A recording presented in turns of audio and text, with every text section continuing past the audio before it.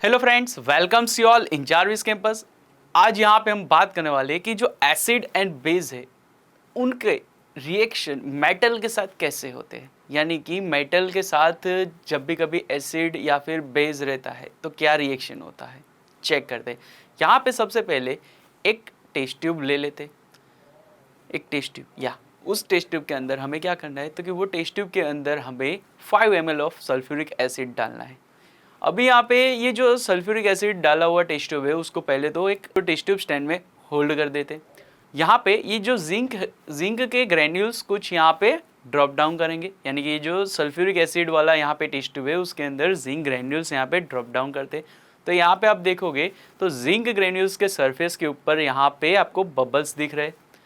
यहाँ पे क्या हो रहा है तो कि सल्फ्यूरिक एसिड के अंदर का हाइड्रोजन यहाँ पे डिस्प्लेस हो रहा है। तो ये जो हाइड्रोजन डिस्प्लेस हो रहा है ये तो मैंने बोला, पर क्या सही में हो भी रहा है तो वो कैसे पता चलेगा।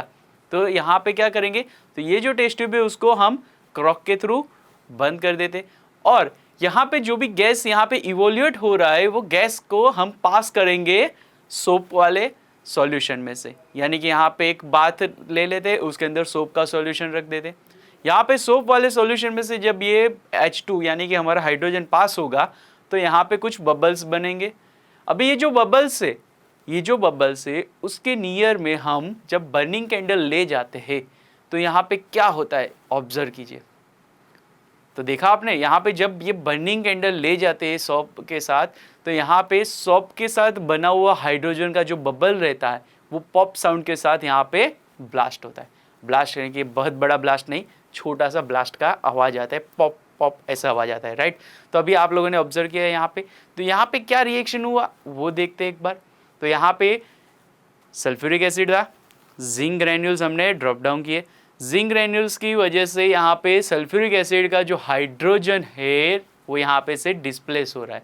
तो अब ये जो जिंक ग्रैन्यूल्स है वो क्या होगा तो कि जिंक ग्रैन्यूल्स का यहाँ पे रिएक्शन किसके साथ होगा तो जो रिमेनिंग सल्फ्यूरिक एसिड के जो पार्ट थे यानी कि SO4-2 के साथ यहाँ पे इसका रिएक्शन होगा और यहाँ पे क्या बनेगा जिंक सल्फेट का सॉल्यूशन बनेगा। अभी यहाँ पे आप देखो तो जो H2 पास हुआ यहाँ से और सोप वाले सॉल्यूशन में से पॉप साउंड भी हमने देखा, यानी कि H2 जो हाइड्रोजन है वो यहाँ से डिस्प्लेस हो गया, हमें पता चल गया। और यहाँ पे हमने देखा कि एसिड और मेटल का रिएक्शन यहाँ पे होता है और क्या बनता है यहाँ पे मेटल का सल्फेट बनता है, राइट।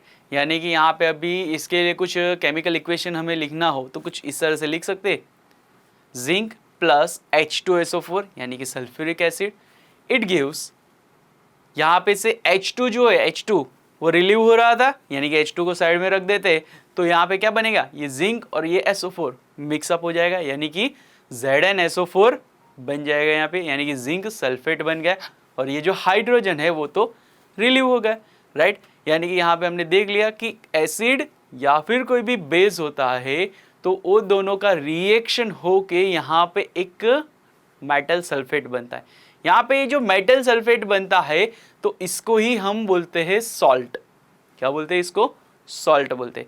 यानी कि इन जनरल फॉर्म में यहाँ पे कोई रिएक्शन लिखना है हमें तो क्या लिख सकेंगे, metal plus acid oblique base it gives salt plus hydrogen, right.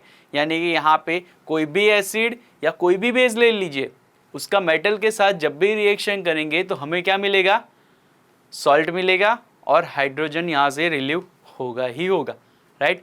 तो ये था हमारा acid and base reaction with metal. Thank you.